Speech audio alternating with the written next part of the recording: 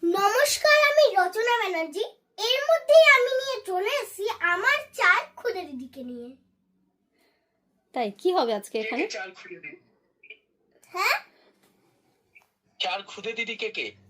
আমার চার খুদে দিদি, চারটে ছোট্ট বাচ্চাকে নিয়ে আমি আজকে চলে এসেছি। নন্দিনী, রূপা, সোনাই আর রিমি। আচ্ছা, তুমি আজকে সেজেছো কেন আগে সেটা বলো। আমি আজকে সেজেছি কারণ আমি নাচ করব। দেখো কি বড় বড় বাবা এখানে ডিউটি থেকে এসে এখন মেয়ের সাথে হচ্ছে গল্প আড্ডা জমিয়েছে। আর মেয়ে হচ্ছে এখানে বাবা কি বলছিলে তুমি ওকে কার মতো দেখতে লাগছে? রানু মণ্ডলের দিদি। রানু মণ্ডল সাহা।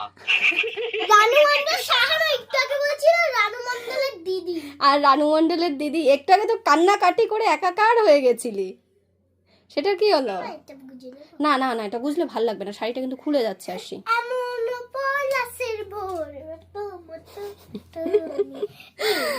ওটা কি হল?